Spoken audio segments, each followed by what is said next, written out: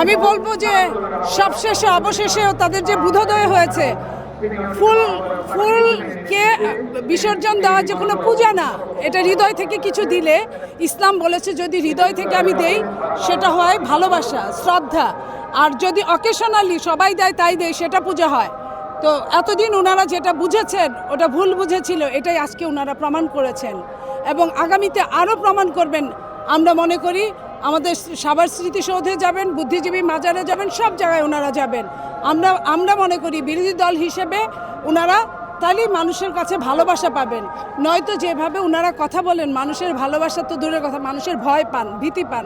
এই জায়গাটায় আমরা চাই একটা সত্যিকার গণতন্ত্র রক্ষার জন্য, একটা সত্যিকার গণতন্ত্রকে চলমান করার জন্য সরকারি দলকে যেমন দরকার, ছায়া সরকার বিরোধী দলকেও তেমনই দরকার।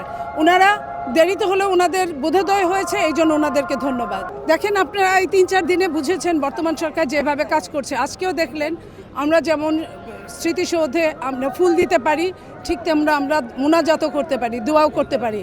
এবং আমরা আমাদের মাননীয় প্রধানমন্ত্রী উনি তার প্রটোকল লঙ্ঘন করে, প্রটোকল বাদ দিয়ে উনি নিজস্ব গাড়িতে অফিসে গিয়েছে এবং শনিবারে অফিস করার প্রত্যয় ব্যক্ত করেছে এবং জনগণের জন্য কাজ করার জন্য, এবং যে প্রতিশ্রুতি দিয়েছিল রমজানেই কিন্তু দরিদ্র মহিলাদের বা মধ্যবিত্ত মহিলাদের এই যে ফ্যামিলি কার্ড, সেই ব্যবস্থাগুলো করছেন।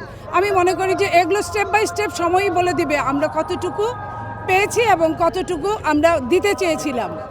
এটাই 180 দিনের মধ্যে যে এই কাজগুলো করার, সেটা কিন্তু উনি কাজ করা অলরেডি শুরু করেছে।